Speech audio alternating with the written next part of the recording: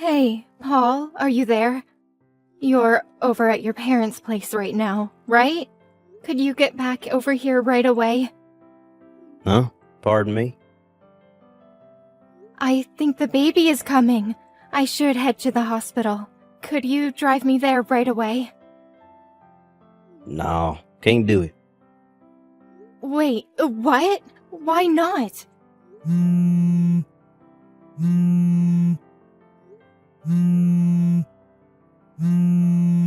Would you just stop? I said no, for God's sakes. Why do you just hang up? I said the baby is coming. I'm having contractions. Stop bothering me. I'm not going to no hospital. How could you say that, Paul? Do you realize what this means? If I don't go to the hospital right now, the baby will be in danger. Just call a darn taxi. You can use your phone still, right? Call a cab? Are you serious?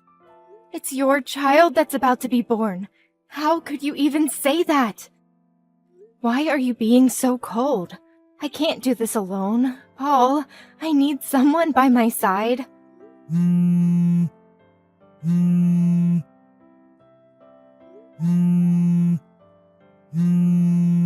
it, you don't give up, do you? I'm too busy to deal with you right now. Don't tell me that Kathy is also having contractions. I remember her delivery date was about the same time as mine. I realize you're worried about your younger sister, but I'm in the same situation here, and you're my husband. Why do you ignore me and give priority to your younger sister?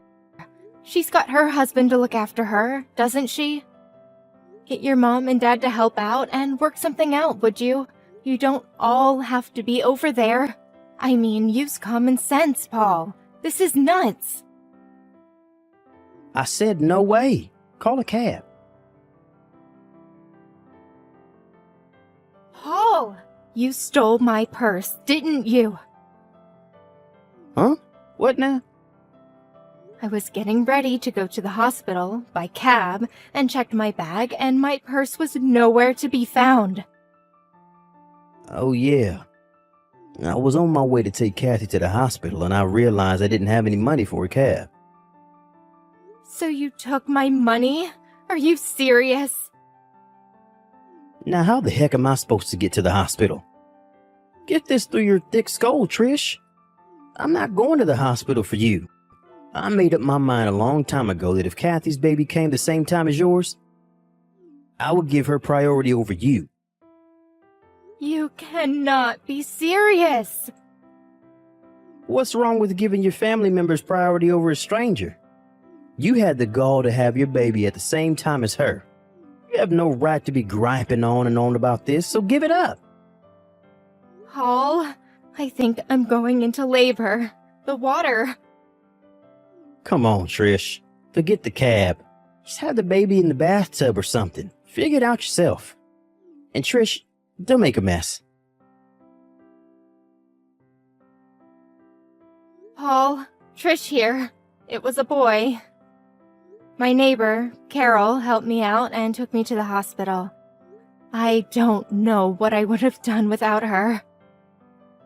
You have got to be kidding me. You had to impose on your neighbor? I had no other choice. I had no money for a cab. I could hardly walk, for God's sake. Carol has kids, so she knows exactly how I felt and knew exactly what to do.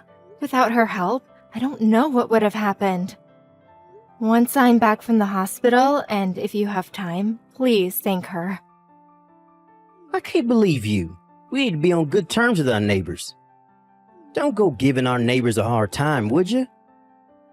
Hey, Paul, when are you coming to the hospital? I mean, you could at least pay one visit. I know you're all worried about your sister, but you're a father now. Don't you even want to see your son?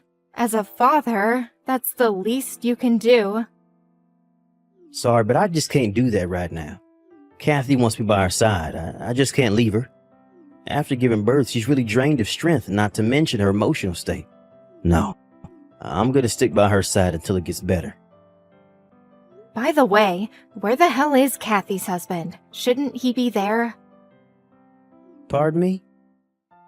I know she's there at your parents' place, but she lives just down the street. Shouldn't her husband be there by now? Shouldn't he be the one by her side? Oh, yeah. Didn't I tell you? Guess not. She got divorced about a month ago. Wait, what? She got divorced? It seems that jerk was impotent, which meant that the kid wasn't his. Am I hearing you right? That's crazy. Well, it is what it is. So letting her have a kid all alone with nobody to rely on, it just seemed cruel, you know? As her big brother, I made up my mind to comfort her any way I could. Hold on a second. I heard that Kathy was in the VIP room at this very hospital. Is that true? Yeah, that's right. Don't go complaining that you had to stay in one of those rooms with several other patients. I'm not in the mood to hear that. Relative to what you were saying, I sort of think that Kathy's husband would be demanding compensation for, it seems obvious. She's not exactly well off with that hanging over her head. How could she afford to stay in a VIP room? Yeah, well, I paid for all that. You cannot be serious, Paul. We can't afford to pay the hospital fee for 2 women. Are you nuts? So you saying I should just dump on Kathy, huh? My little sister? No, I'm not saying that. All I'm saying is that I wish you would have talked to me before making such a decision. Just think of our financial situation. There's no way we could afford to put her up in a VIP room. Quit yapping on about what's already been done. What's the use? You keep this crap up, Trish. I may even think about divorcing. You don't want that, do you? Pardon me? You're the one that's gonna pay the price if that happens. You have no parents or siblings to fall back on. That's a low blow, Paul. Even for you. Anyway, why'd you even have to get pregnant? Just my little sister was plenty. We don't need any more kids in this world. This whole mess is all your fault. Why'd you have to go and get pregnant? What you just said, I hope you don't regret it. All the wife has to do is obey her husband. Can you at least do that? Kathy just woke up. Let's cut this short, shall we? See ya. Hey Trish, how are you? Congratulations. Thanks for giving us a grandson. Dad, wow, it's been so long. How have you been? Yeah, not bad. Sorry to contact you out of the blue like this. I got your line ID from your friend Carol, your neighbor. Nice girl, by the way. Yeah, she's great. She told me all about it. She's the one that got in contact with you, right? Yes, that's right.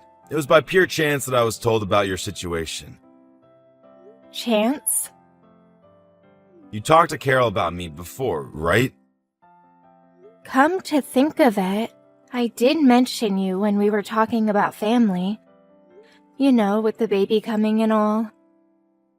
Well, she remembered my name and it apparently rang a bell, so she checked me out. And it turned out that I was the president of the company she was working for. She couldn't believe it at first, but she verified the family ties and got in contact me through the company intranet system. Whoa, wait, back up. You're the president of a company now? Yes, but it's only happened about 2 weeks ago. I'm really sorry I didn't contact you for so long. As you know, Mom and I divorced some time back. Fortunately, it was amicable. The main reason we got supported was basically because we were both workaholics, lol. After the divorce, I went overseas on business for almost 3 months, and we sort of lost touch. I didn't know she passed away until Carol told me about it. I felt terrible. I see. I had no idea. I really wish I was here. Maybe I should have stayed married to her, just separated. You don't have to feel guilt over that. Mom knew how busy you were. and how much your work meant to you. Knowing Mom, that's probably why she didn't contact you. She's always sent me financial support through the years and insisted that I give you enough breathing space, so you can work to your heart's desire. That's heartening to hear. Thanks for that, Trish. By the way, your husband, Paul, was it? Huh? Yeah, that's right. What do you plan on doing going forward? Do? What do you mean? I heard the whole situation from Carol, so you don't need to hold anything back. Tell me how you honestly feel. Right. I suppose I'm leaning toward divorce. He gives his younger sister priority over me and the verbal abuse that I get. To be honest, I worry about our future together. Fortunately, I plan to return to work once I'm back on my feet. My company is pretty understanding when it comes to maternity leave. When I think about that, divorce seems the better option. Okay, I understand. Then why don't we do this? Give me a bit of time to verify a few things. Verify a few things? Like what? When do you get released from the hospital? Well, if all goes well, I should be out of here by next Wednesday. All right then. I'll contact you by then and we can work things out. Be patient, okay? Not sure what you're up to, Dad, but yeah, okay. Hey, Trish, are you there? Is that true about your dad? Is this some kind of joke? You never told me he was the president of that major corporation. Why didn't you mention this before we got married? How could you leave out such an important piece of information? Are you totally daft, Trish? He contacted me just last week. It was the first time I heard he was the president of that company. I had no idea. He was working overseas for the past 3 months and just returned last week and was promoted to president on his return. If your father is the president of that major corporation, well, that means you're the daughter of a big shot. You're like a VIP or whatever. Yeah, well, this only happened 2 weeks ago, so I was never a VIP or socialite or whatever. But you are the daughter of a company president. That's a fact. What the hell is going on here? If I had known this earlier, I would have... This is not happening. Hey, Paul, are you upset about something? You're acting real weird. Yeah, I'm upset. How can I not be? Your father is a big investor in our company, and I mean one of the biggest. Really, I didn't have a clue. And his company is one of our top clients. One move, and he has the power to even bankrupt us. Seriously, this is the first I'm hearing about this. You never mentioned your work stuff to me, so how would I know, right? Apparently, your father contacted the president of my firm and wanted him to check out his employees. He eventually heard there was some sort of shenanigans going on. They found out that me and Kathy's work performance was, not up to par. I'm just assuming here, but I bet you guys were forcing others to do your job and taking time off when you weren't permitted to. Huh? Hold it a sec. Why do you know that? Again, I'm just assuming, but considering your attitude toward everything, and this goes for your sister too, it just seemed like the logical thing you guys would do. You sound like you're enjoying this. Like it's just some casual conversation or something. You realize that both Kathy and I have been transferred? And get this, we're not being transferred to the same location either. Roger that. Don't go screwing up this time, Paul. Roger, what? The hell do you think you are anyways? It was all your fault that we ended up in this predicament. What are you going to do about it? I went to your father's office and had a meeting with him. I got down on my hands and knees begging him to reconsider, but your father just ignored me. This whole thing wouldn't have happened if you had just told me about your father and not kept it a secret. How could you be so devious? If you'd only warned us, we'd have been able to be more careful at work. Like I said, I haven't seen my dad in a while, and I only learned of this like 2 weeks ago. How am I supposed to tell you when I didn't even know? And for your information, I had no connection to your job. You never told me anything about where you and Kathy worked or what you did. Yeah, so maybe it was my father who checked up on your work performance. But it was you guys who abused your position. To me, it looks like you guys are the only ones that are ultimately responsible. Don't blame all this on me. And another thing, I plan to divorce you once and for all. What? Wait, divorce? My father introduced me to a lawyer, so he'll probably be paying you a visit sometime soon. So I would appreciate it if you would sign it. Trish, come on. You don't want to do this. In addition, I plan to demand compensation for emotional distress that you caused all these years, especially when our baby was born. Any court will rule in my favor. Oh, and I will be demanding the proper child support for our son. We mustn't forget that. No, you can't do this. I have a lot on my plate now. I have to pay for Kathy's stuff, and getting pushed out and transferred to some branch office somewhere means a reduction in pay. Taking money from me now?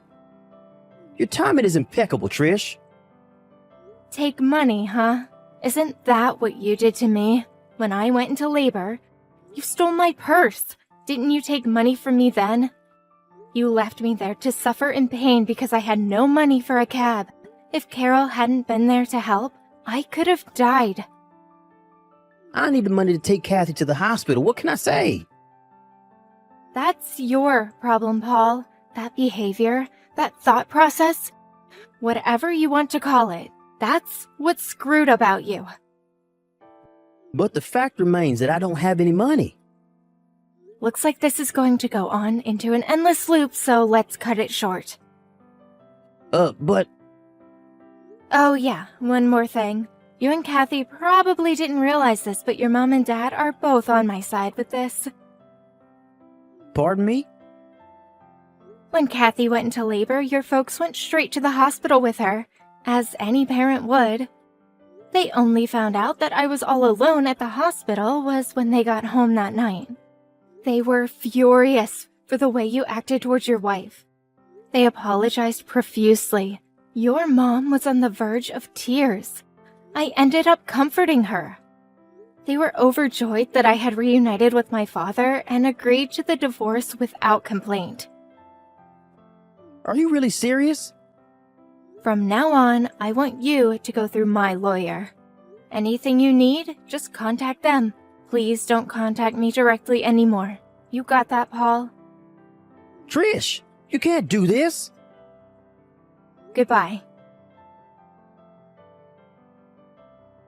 My son and I moved into my father's spacious condo downtown. On the day I was to be released from the hospital, my in-laws helped me escape without Paul or Kathy getting wind of it. They also helped in convincing Paul into agreeing to a one-time payment for damages and for child support. In return, I promised them that I would allow them to visit their grandson on occasion. I made sure I no longer had any contact with either Paul or his sister Kathy. I later heard that Kathy resigned from the company due to where she was being transferred to, and that she wanted to be with her brother. She blamed Paul for their downfall and insisted that her big brother take care of her as she stayed home with her child. That brother and sister relationship is a bit too bizarre for me. I heard the three of them went living at Paul's apartment somewhere up north. Most of the neighbors think that they are a family. I find it hard to believe that they even have any friends.